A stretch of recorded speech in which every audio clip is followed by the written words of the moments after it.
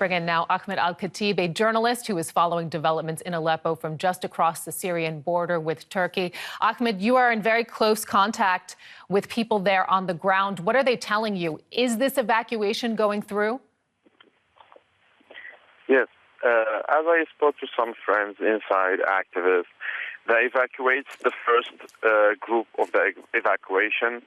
The ambulances didn't reach the west countryside till now. They're still checking. When it reached the first dash, like when they reach the west countryside, they will start with the second one. The second group will start moving. It's the first injured people went with the ambulances. Until now, they didn't reach the west countryside. And the next one, it will be for civilians, and then the injuries, and then it will be continuing that way. The number is too high. It's not clear till now. And the military, the FSA, and some of the activists, they will be the last group who will leave Aleppo. You mentioned there the west countryside. Is that the ultimate destination? And how concerned are people about what happens next after they are evacuated? The people are still nervous about the situation because, as they know and as they believe, the regime is never been trustful.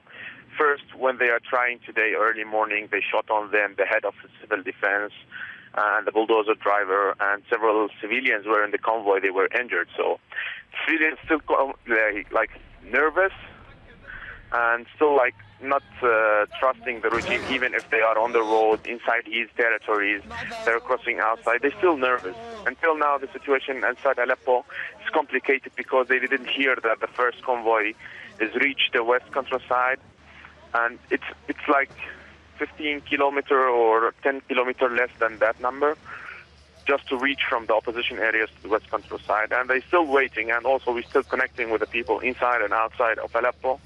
Till now, we didn't hear that they reached. They're still crossing toward the regime territories. Let's talk a little bit more now about those people who are still waiting, as you just mentioned. Do we know who they are? Who is left in the city? Is it mostly rebels or civilians at this point? And in what sort of numbers?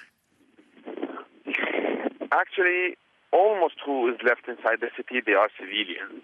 Because the civilians has a big number of the population inside the territory. Like the FSA have less number than the civilians, the activists, the medical workers, they are less than the FSA. So you can imagine the number is thousands of civilians still waiting. They are waiting in a gathering between each other to register their names to go group by group. They are waiting, as we hear from inside, 20 buses from the regime, green buses, went inside the territory. Each bus will hold 50 members or 50 people, and each time they will go outside. And what are the conditions there like? We've heard in the past few days about a number of atrocities, for example. Have you been able to confirm any of these accounts that we've been hearing? Actually, the situation, it was uncomfortable for the rebels inside and also for the civilians because they were confused. If they want to move to the regime, they would kidnap them, they would kill them, they will put them in jail, or if they will stay in the FSA territories, they will be shelled, they will be targeted by the regime. They don't know what's the decision that will happen to them or what the destiny that will happen to them.